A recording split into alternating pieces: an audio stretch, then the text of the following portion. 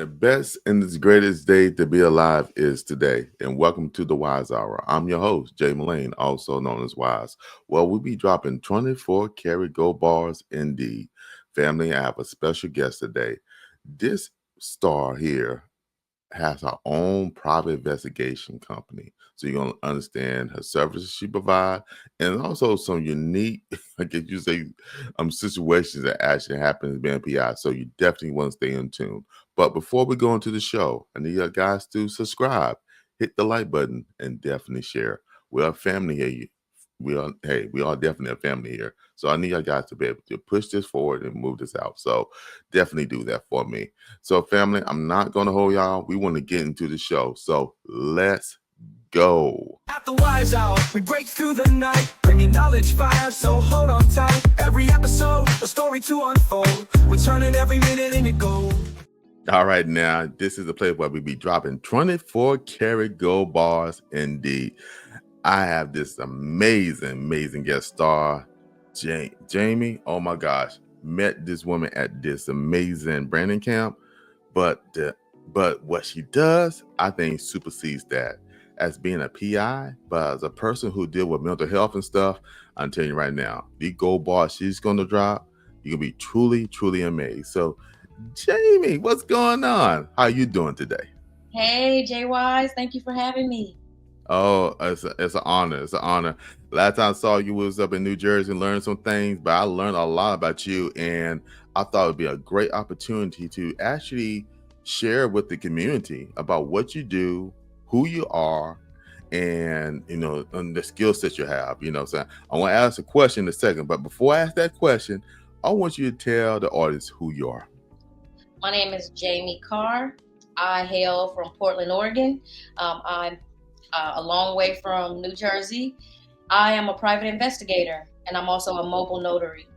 The name of my business is Top Priority Investigations, LLC, and I do a host of things, investigations, but primarily I am doing lots of background checks, social media checks. I am a criminal defense investigator. I've previously done SIU fraud investigation for insurance companies. And I also work with civil attorneys on discrimination cases. I do a host of things. So just about you name it, I do it. I must say there's one area I've learned to stay away from, and that is fidelity and marriage problems and child custody. I do my best not to get involved in those matters unless it's truly behind the scenes doing background checks, but I stay away from getting involved in family problems. Okay. So there is some boundaries there. So you cut it off at some place. That's amazing. Limits, Jay Wise. I gotta know my limits. You gotta know your limits. Okay. So the first question is, have you investigated me? what you heard in the streets about me? What you heard in the streets? No, don't just say it right now. Don't say it right now. Don't say it right now. Backstage, Jay Wise. Backstage. Okay. We know. We'll talk after the show. What the streets are saying about me. But what I'm saying, my life is an open book. Everybody knows me. My life is an open book. What I'm saying, if not, you can read the book rare. We'll talk about it later. But yeah, so that's amazing how you is a PI and do all these investigation work and, like I say, support the community in many different ways. So with that being said, I want to actually go into some, I guess I call it some talking points, some points that we can reflect on. And this right here is talking about the path of purpose, right? Yeah. So one of the things I want to understand is your transition from being like a mental health and a addiction treatment specialist into getting to being a PI. So can you get us that journey, that walk that led you to this part where you are right now? Well, Jay Wise, I knew I always wanted to work in the legal field some way. I didn't know how. I originally got my undergrad and my master's degree in criminal justice. Initially when I went to school, I thought I was going to be some kind of police officer or probation officer, and I was going to change the world, and I was going to stop racism within our system. And the more I went to school, I just realized that didn't really pull at my heart to, intervene in those systems. What really pulled at my heart was really being able to network with the people who are being impacted by the system, shoulder to shoulder, and walking with them on the path. So originally I got into mental health because I just wanted to understand it better. And it's something that ran rampant in my family that nobody had words for. That word crazy is used very loosely. Yes. You don't understand what you're talking about. And so it was really imperative for me to understand what mental health was, how it started, and best of all, what can we do about it? And so that's what got me going down that path. And then how I jumped, fields, because working in mental health, there's a lot of fields that kind of cross paths. So I was working in domestic violence, working specific culture specific services. So working specifically with African American women who were experiencing depression and so this was a study that we were doing in Portland to see the importance of culture-specific mental health care.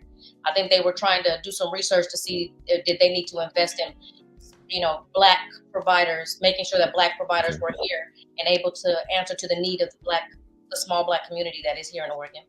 Okay, so I got a question. So is your niche primary dealing with the like I said, Black women or just the Black community together, or is it open to everybody as well? I'm just It's curious. open to everybody. I want to say that those I was fortunate to get those culture specific jobs here in Oregon because there was a recognizing in my career where there was a need in these special niches like domestic violence or mental health. There was a special need for people of color. Why weren't they getting care? They needed to get more answers, and they needed to get to providers who could build a closer relationship with the people of color, and they started to realize that color matters.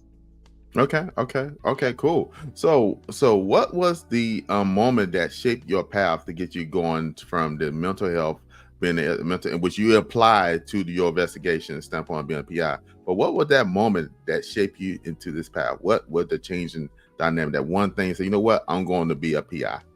You know what, Jay Wise, for a long time, I knew I was going to be a PI. I didn't know how it was going to happen, but I had written top priority investigations in a dry erase board above my office in my house at least 10 years before top priority started.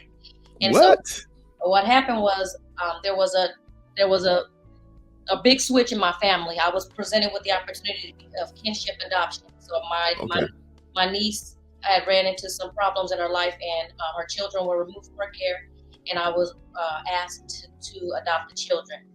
And it was in that when I accepted the children and I realized the care that they needed, I had to quit my full-time job because I knew I couldn't provide for their needs around a work schedule. I needed to work around their schedule.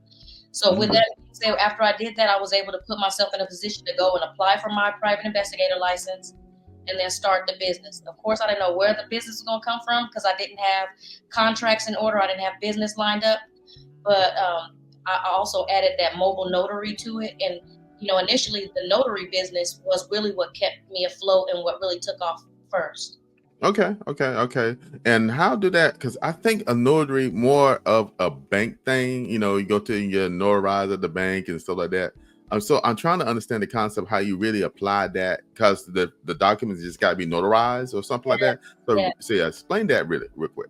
So I just took a skill from what I had before when I worked in the mental health clinic. A lot of our clients that were homeless didn't have ID. They didn't have birth certificates. They didn't have the documents they needed to go get into housing, to go apply for Social Security benefits. So I became a notary then, and I would use it for free for the clients that came into the office to be able to get them the documents they needed. So we would, and then you can, as a notary, you can, if you know somebody with personal knowledge, they don't have to have ID. You can vouch for them.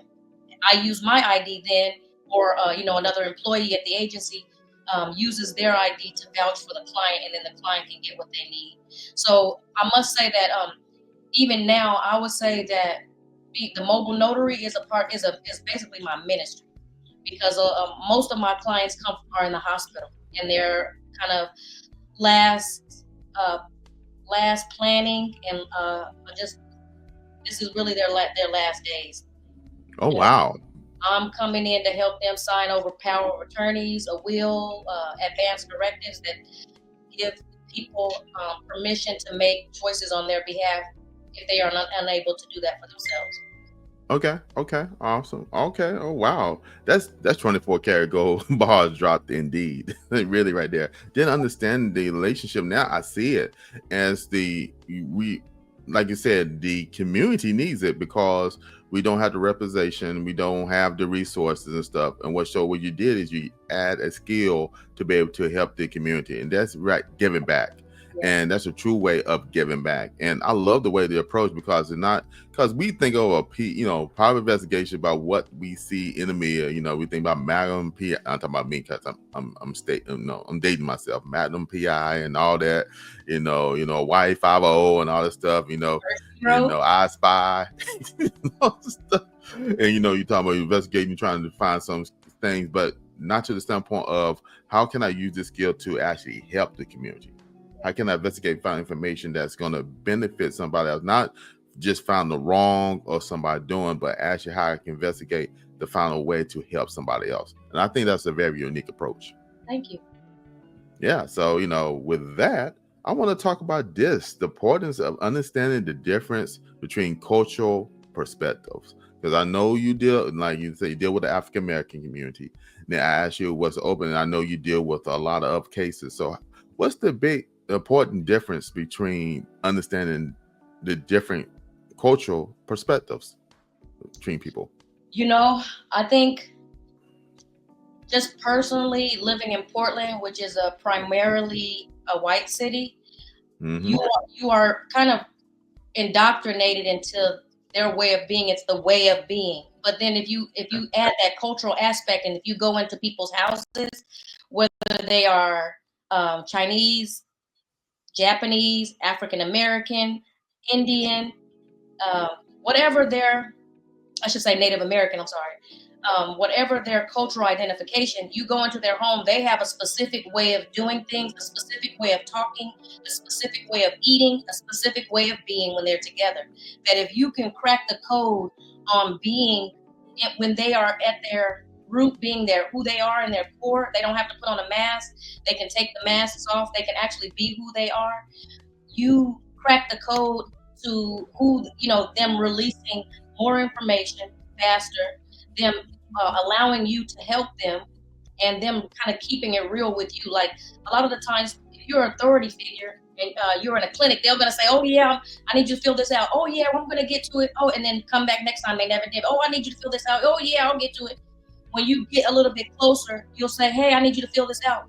Hey, when you know them, if I fill this out, you guys gonna report to the welfare system. If they know that I'm living here with my baby mama, I could get kicked out and then she get off benefits.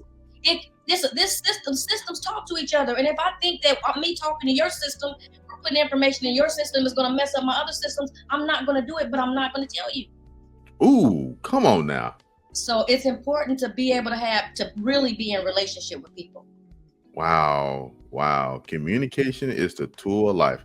That was dropped to me in my prayer about 6 months ago, and it resonated. Communication is the tool of life. You got to have communication to understand how to navigate and actually bring other, I call it systems, or even people together. Yes. And that's the primary thing is, like I said, everybody, they got their own being. And once you get beyond, I call it the culture of a system, then everybody got their own individual ways of doing things, and you got to be able to connect, and communication is the key. And I see you got that strong gift of to be able to do that. Yeah. And recognize the difference in others. So with that being said, so what challenges you face by different communities? Oh,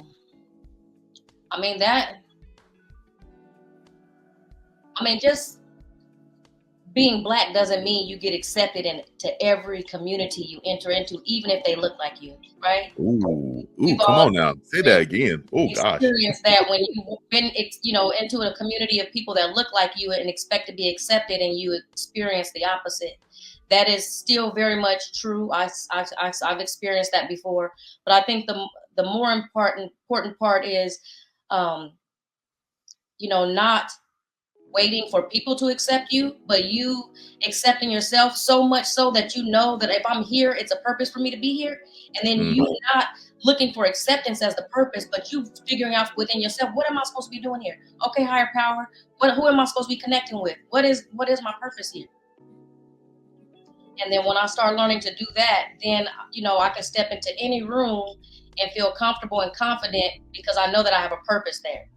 And it's not whether the people want me to be there or they like me, they like what I'm saying. It's that I've been divinely orchestrated to show up in this room, and I'm going to stay here until I accomplish what needs to get done, and then I'll be on my way. Oh, come on now. 24 karat gold bars indeed. Hey, you got to have confidence. You got to be sure. Know thyself. All right, fam, put that in the comments. Know thyself. Come on now. I love this. I love this. And with that being said, I want to always, I want to motivate and empower people. So give me a success story of some of the cultural aspects you have, the approach you had to deal with different people as being a PI. So give me a success story. I know you got to have a few on your belt. You know what? I just recorded a episode last night where I talked about, I don't know if it could have been a cultural thing, because I've worked with the homeless before. Like, okay. I work with some investigators that would rather not go to a homeless camp and interview them because they don't feel comfortable. But I've worked with homeless people before, so I feel comfortable.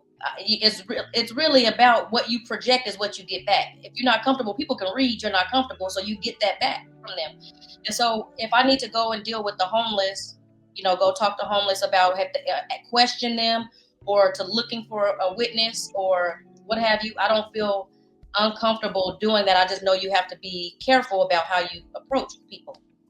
And so okay. I'm mindful of that. But I can say that there's once upon a time where it was an insurance case, and an Uber driver had a fatal accident. He hit a pedestrian.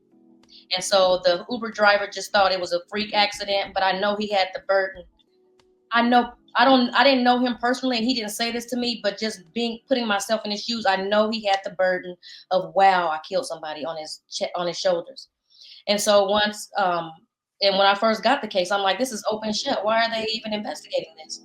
But when I dug a little deeper, it turned out that the gentleman who was a homeless man who had been down on his luck for years and his luck was even getting less and less, decided to commit suicide.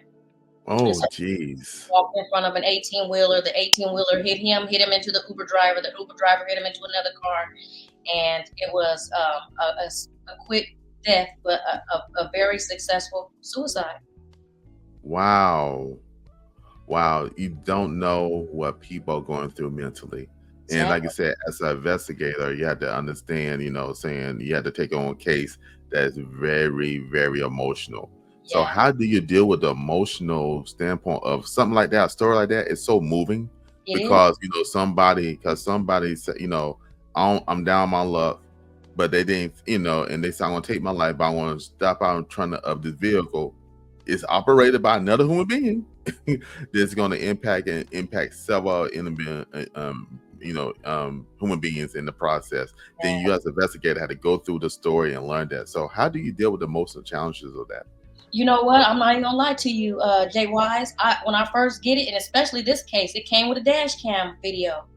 I cried first. I cried, and then I prayed over everyone involved, including myself, because there is secondary trauma that I experience when I'm getting that information, when I'm even reading it. Somebody died, and I have to go put the pieces of the puzzle together. That's, that can be heavy work, but it is, it's burdensome work, but it can be burden releasing when you find out the truth that's other than what they initially thought it was, and that you contributed to that. It feels rewarding emotionally. even through tragedy, you know what I'm saying, you'll actually help somebody else get through the process of going through this amazing experience.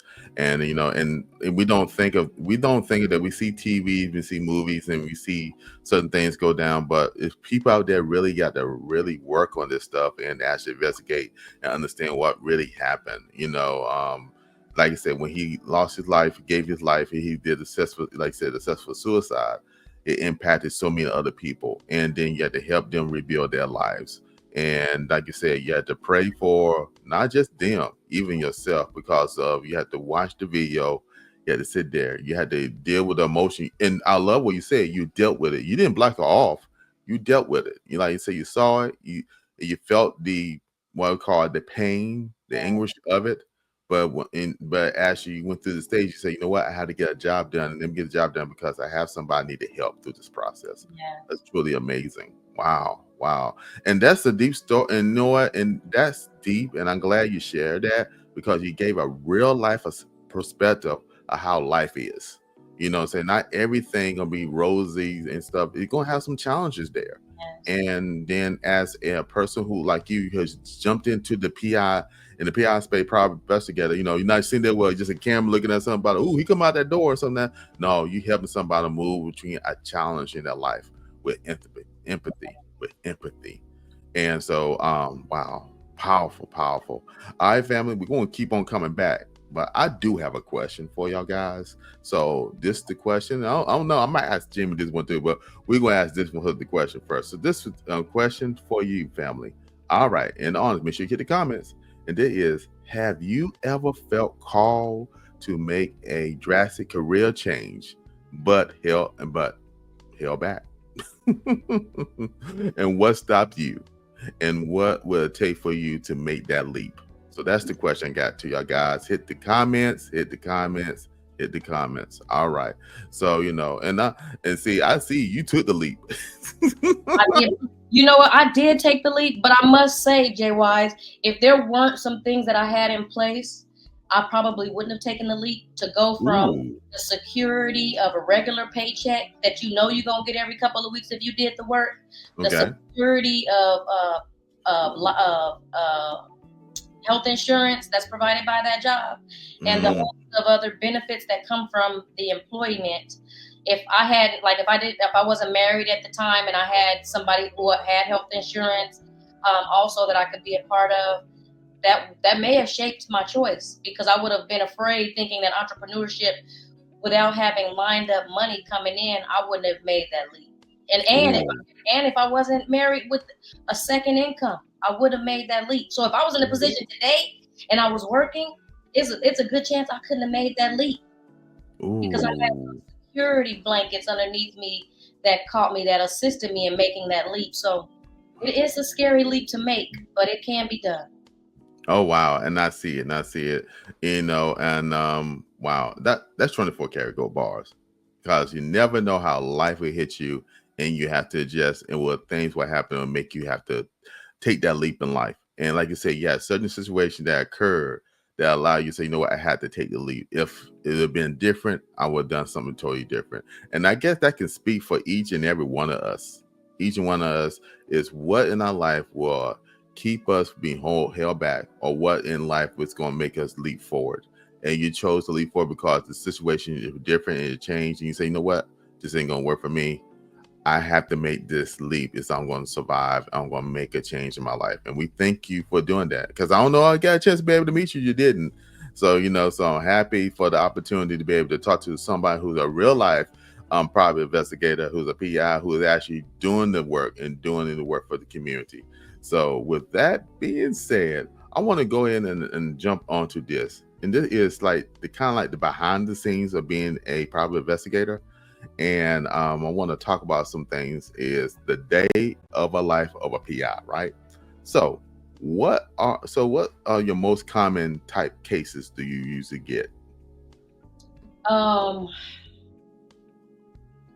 Jay Wise, that has kind of shifted for me since I cut off the insurance companies, because I used to get into as a PI and not have any experience. It was really difficult getting your foot in the door, because most Okay. places wanted you to have some experience. But when I started working with the insurance companies, They didn't pay well, but they would give you all the experience you needed. And you could get on with a few different companies. If this company was slow, you could get on with a few different companies and just be guaranteed to get work from somewhere to keep you moving. And I really liked that work because it was more or less they needed me to go out, and then when I went out, come back and make a report about it. And so although it paid the least, I must say it's hard for me to sit still for too long. So I liked that busy work. Okay. And so now I'm working more criminal defense work, whereas you got a client, you're working with an attorney team, and you're going into the jail visiting the client, but you've been given specific tasks. So whether I'm writing a mitigation report, which means you write a report to the court to, so the court gets to know the full round who this person is instead of just how they know them in the courts, like what they've been convicted of.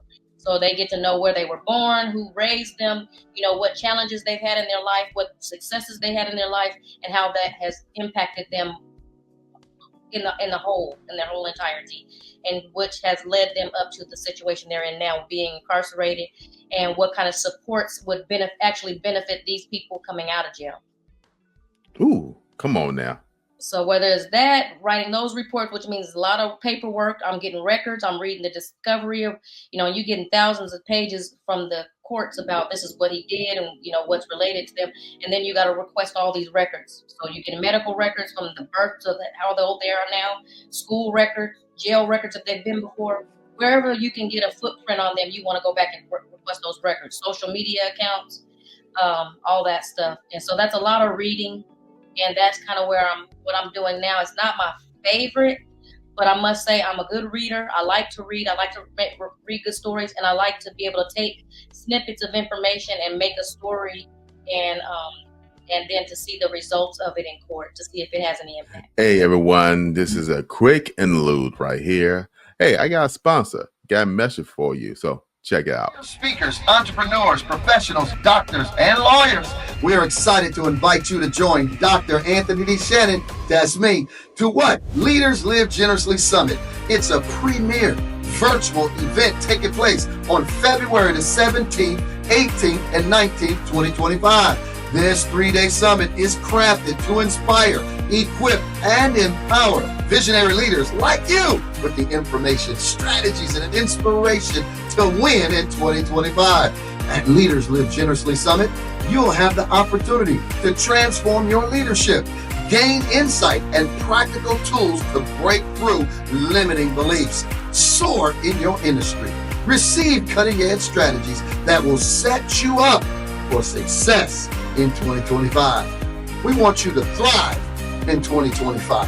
Connect with community of like-minded leaders who are committed to living and leading generously. This summit is your chance to come alive and step into your next level of influence, next level of impact. Don't miss out on this transformative experience. Join us and thrive in 2025. To register, go to leaderslivegenerouslysummit.com. We look forward to seeing you soar in your leadership in 2025. All right, fam, you do not want to miss this experience. So definitely register today. Go to the website and go ahead and follow, join, whatever you need to do, because this opportunity will change your life. So we are thankful for Dr. Anthony D. Shannon for providing this information for us. So, of course, you know what he's doing. He's dropping 24 karat gold bars indeed. So, family, that's the end of this interlude. So we're going back to come on now. 24 karat gold bar dropped indeed. Now, I'm going to ask you a question because I'm known as the tech innovator. That's what I do. I help people, brands, innovate technology so they can be so successful in their own ways. How do you use technology to change the field in your being a PI? Oh, technology has come a long way, I must say, Wise. And sometimes I can't say that I'm always able to keep up with it.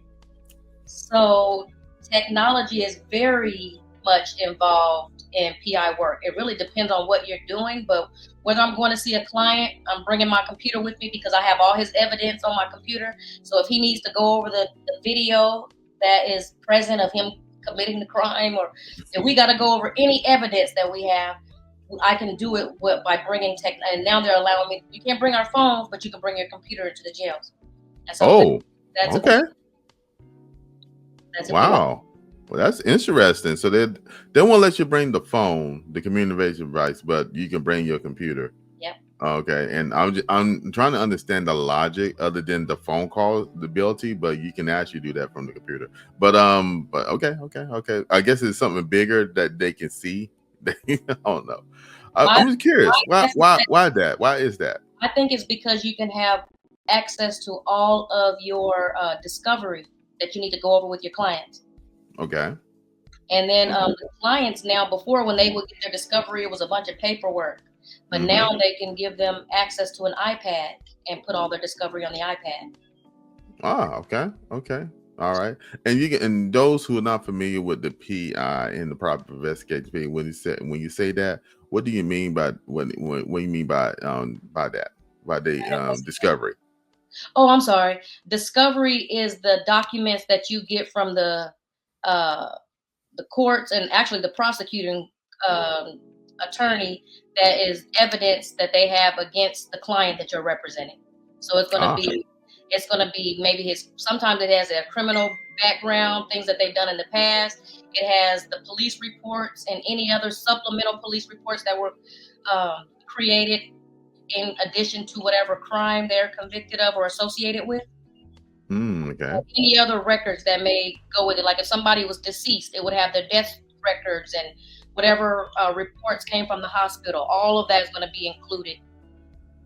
Oh wow. So that brings up a question I want to ask. So how do you handle sensitive information?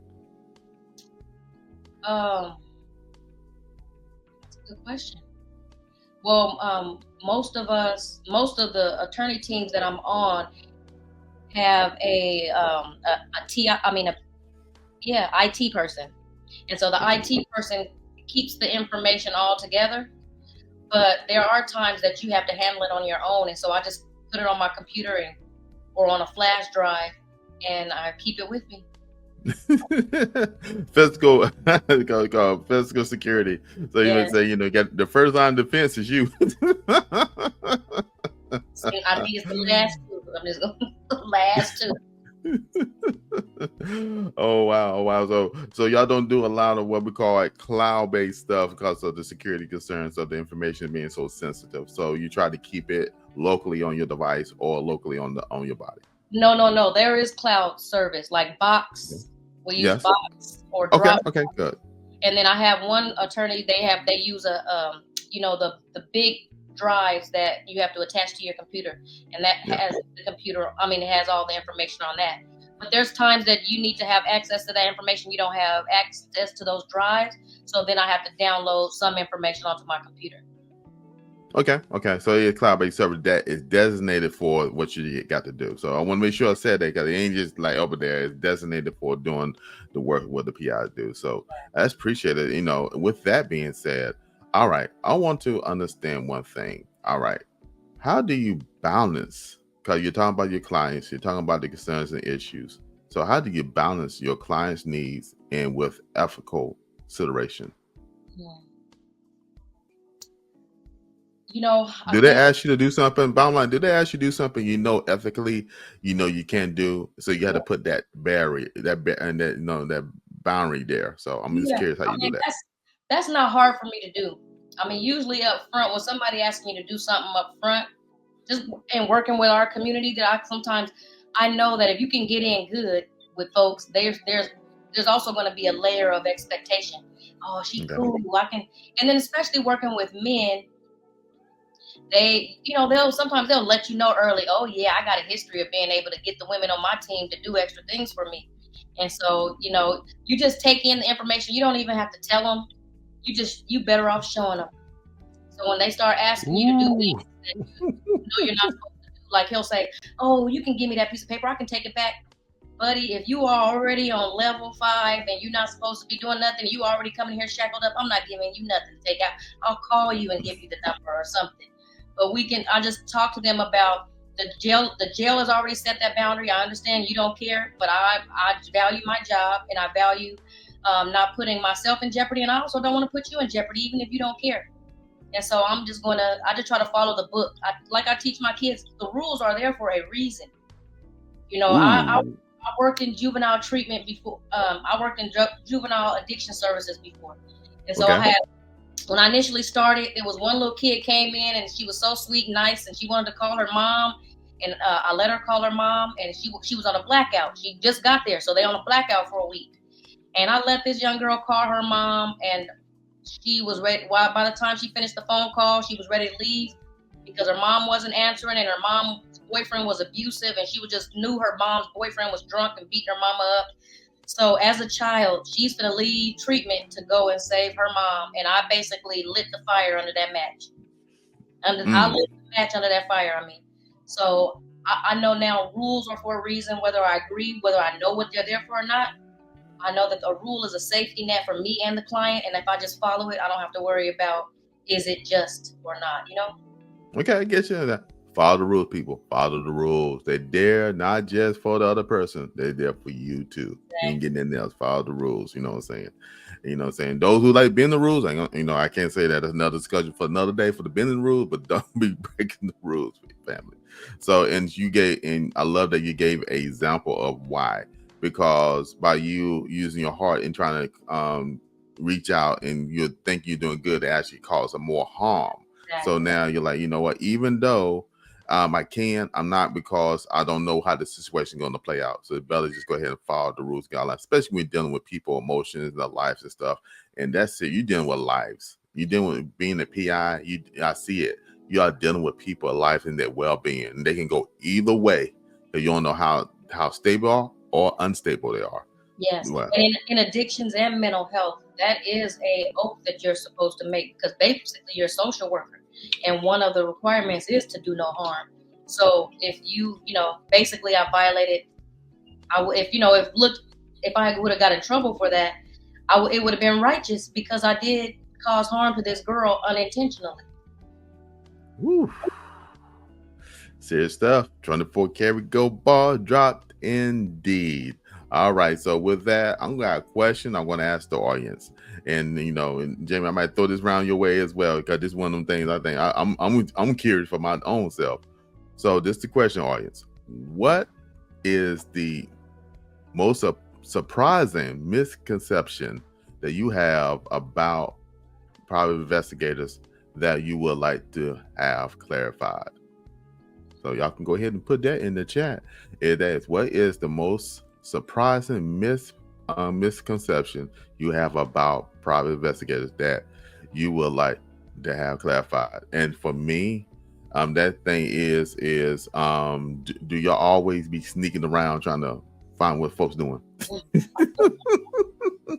Is it Miami Vices, you know what I'm saying? You got tubs and stuff driving in the Ferrari, or you're hiding out with the little with a little telescope, you know what I'm saying? The telescope, or are y'all always hiding out? That's I'm talking about misconception. So I'm curious. I'm just gonna go on and say that conception might not be a missed one. It might just be right on the head, because that is what we do.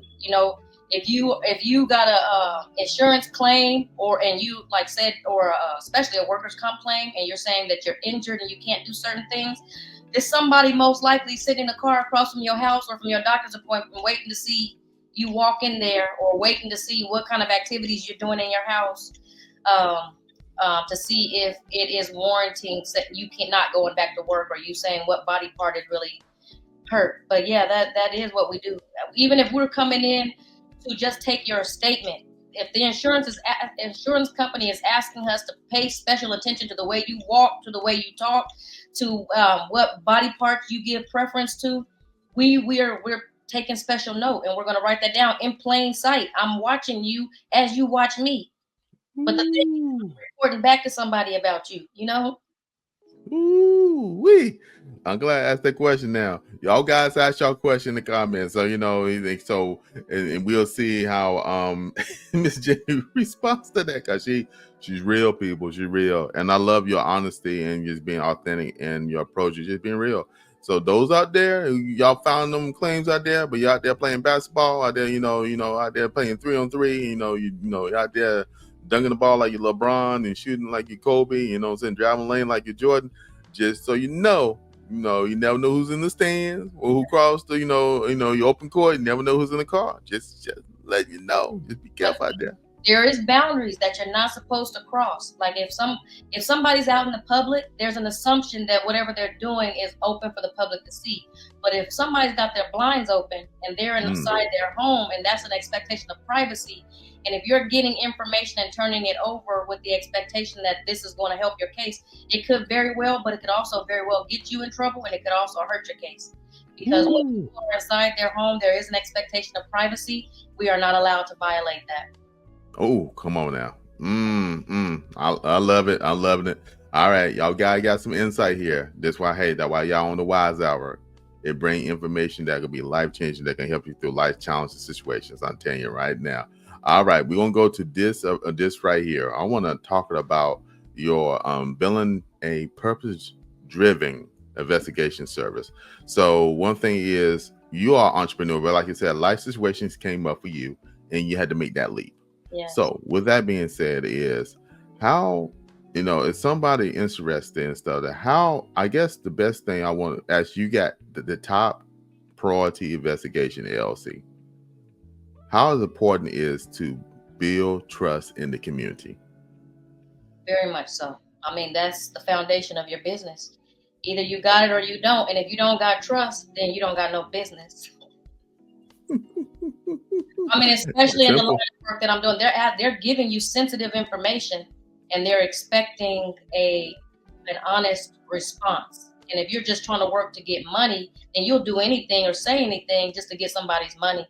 But the challenge is integrity. Having integrity. What are you doing when nobody's looking? And being able to allow that to build your character, even if it takes time. And that's been my approach. It's just like build my business slowly but surely, one brick at a time, instead of telling stories or cutting corners just to get more people, because people will eventually talk. And if you're doing bad business, people will put reviews out, and I want what people say about me to reflect who I am. Okay. I'm talking about 24 karat gold bars. Definitely integrity means a lot. And with that being said, what are the essential skills that are needed to be a private investigator?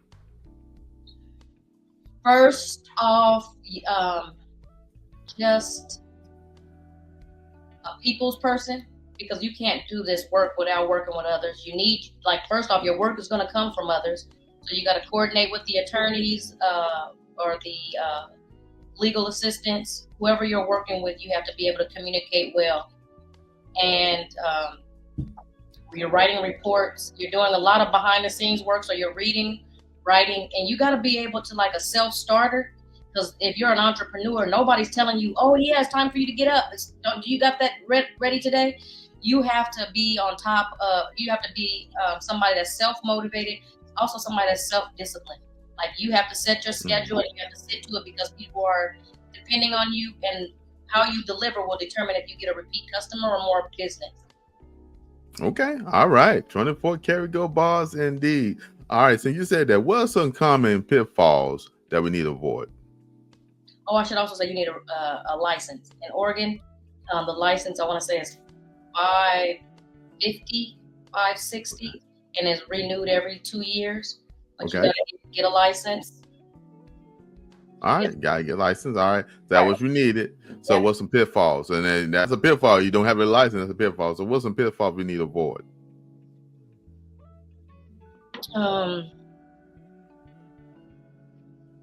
Pitfalls. If you don't have a license and you're interested in trying out the work, I would say work with another investigator and work under them.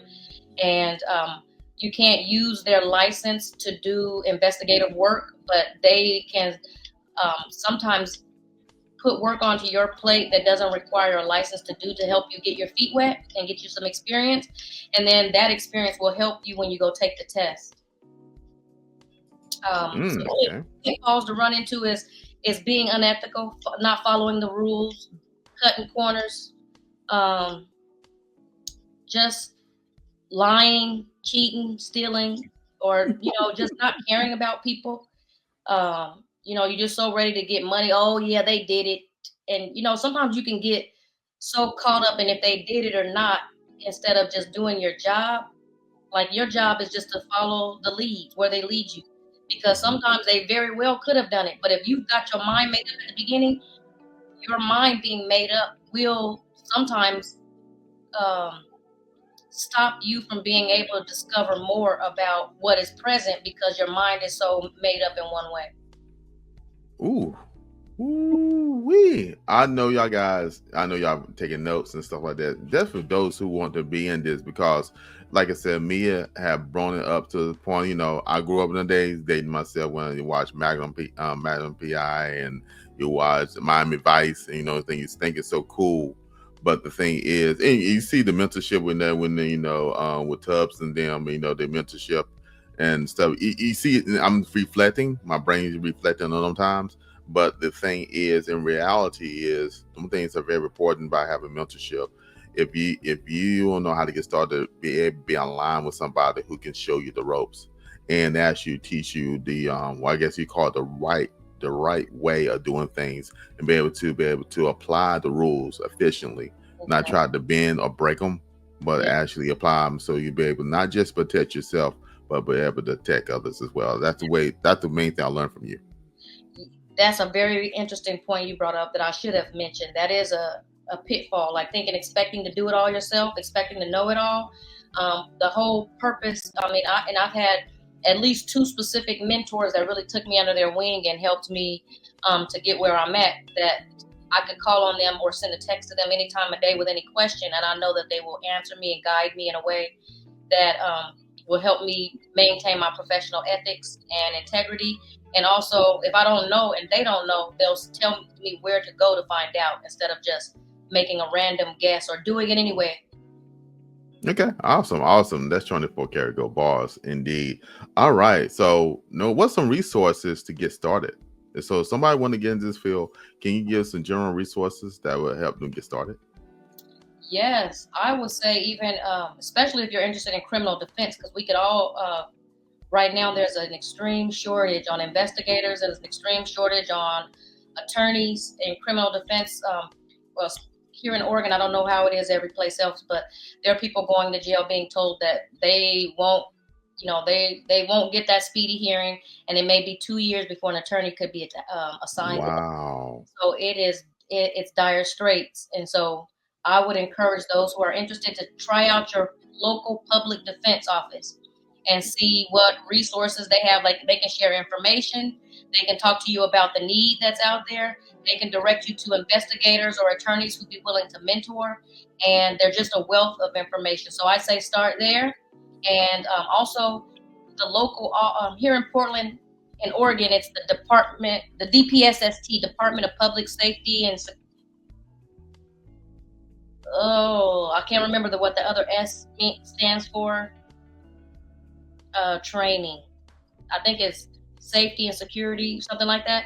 But they are the licensors of our private investigator license, and they also license security guards, security professional companies. And so I would say reach out to the office that licenses your private investigators if it's required, because not all states require private investigators to have a license, but I want to say most do. If you have an office that licenses, reach out to them, find out what the license requirements are. They a lot of the time have online free trainings that you can access. So I would say also YouTube is a wealth of information. They have everything from how to do it to finding out if this is something you want to do, to getting examples of, all kinds of work that PIs do, from process serving to notary providing, all of that. Okay, all right. 24 karat gold bars dropped. Indeed. But that's some resources there if all guys are interested in becoming PI. Like I said, I want to talk to offline and see what the streets are saying about me, because she'll probably investigate, so I know she'll probably look me up by 10,000 times. So but my life is an open book, people. My life is a open book. All right, got one more question for you. And this is not gonna be related to PI, but it can be related to something that I know you can be able to answer. So define the word life. And what do life means to you? Oh, and is this the audience question or is this me? That's you. Okay. Define life. To me, life is like finding your potential and living up to it. Okay. All right. All right. Yeah, Okay. You sticking with it? You sure? You 100%? I know you are. stick with it, and that's the final answer. That's the final answer. We're taking it for the day. Because Jamie, thank you. potential Yep. isn't just like your skills for a job, but it's also like in relationship with your children. Whatever my Yes. potential, the higher power has put for me to do, I feel like that's what I've been. You know how scary it is, but yet fulfilling when you finally be like, wow, I didn't know I could do this, and I've done it, and then it just leads you to keep doing, keep progressing, keep achieving. So yeah, I'm sticking to that. Okay. Awesome. Please, oh man, stick to it, and I believe in it. So I appreciate it, and I thank you for that. Um, let everybody know how they can get in contact with you. You can get in contact with me. I am on social media. I'm on Facebook as Jamie Carr. I am on Instagram as Top Priority Investigations. I'm also, you can reach me on my website if you have any requests. I'm at www.toppriorityinvestigations.com. Leave me a note. I am. If you look me up, Jamie, I'm on LinkedIn under Jamie Carr or Top Priority Investigations. So I am around and I am available. You could also, like my contact information is on my website. Feel free to reach out directly. I'm open to connecting, pointing people in the right direction, mentoring, whatever the Lord brings my way. I'm looking forward to it. Awesome. I thank you for the open invitation. So also anything with Miss Family, you can always look at the links in the description field below to make sure you be able to get in contact with Jamie, because like I'm telling you, she's dropping 24 karat gold bars indeed. So, like I said, I met this amazing woman, and I mean her precision of detail is excellent. And like you said, you're a people person, because you gave me some ideas and stuff I didn't even think of myself. So you're a very good creative as well. So we thank you for every opportunity being here, and hopefully, hopefully you get an opportunity to come back on here again, be able to talk about some more stuff about the private investigations and some other insights, especially entrepreneurship and stuff, because you're definitely an amazing business owner and an amazing woman of God as well. So we thank you so much for being on the Wise Hour. I'd like to reciprocate that, Wise. You are a magnet for positivity. It was a pleasure meeting you at the boot camp as well, and just offering your podcast as a platform and welcoming me. It's been a blessing. Awesome. Thank you. That was here for. All right, family. So stick around, and we'll definitely check y'all guys out later on. Jamie, she got a finger up. So what's going on? I forgot to mention that Jamie has a podcast coming out soon enough. I can't give you an exact release date, but look out for Top Priority Chronicles. That name may change, but I am coming out soon, and that's why afterwards we're gonna have to connect. Oh, definitely will. And with that being said, you definitely be coming on, because we're going to make sure we introduce that, and we're going to be talking about that podcast. Okay, because that's going to be definitely interesting, and people want to definitely tune into that. So people be looking out for that. And we'll talk offline and make sure that thing happens for real. All right. So everybody, thank you for tuning in, and take care. And thank you. Peace. All right, fam. That was an amazing show today. I'm telling you right now. Well, she's dropping 24 karat gold bars indeed. So we want to thank Jamie for being a part of the Wise Hour. And definitely check it out. The information is just below the like button in the descriptions. All right, family. Hey, I want y'all guys to check out this book. It's the entire wearer. You consider it to be a memoir, but more than just that, it's actually a book will allow you to actually deal with reflections. If you know anybody who deal with anxiety, who dealing with just overcoming challenges in life and want to be motivated, this book is for them. So definitely pick up your copy today. Here's the link for it. So go ahead and click on that link and go ahead and purchase your digital copy today. Also, family, if you want to support the channel, go to my merch line. Here's the link for that. And, you can pick from the wear shirt, the 24 karat gold bars indeed. We got men and women's sizes for those as well. So definitely support the channel by purchasing a t-shirt. All right, family, you know what I'm going to say. Love is an action word. While you're taking the time to love yourself, make sure you show love to someone else. And we'll see you next time on another The Wise Hour. So family, take care and peace.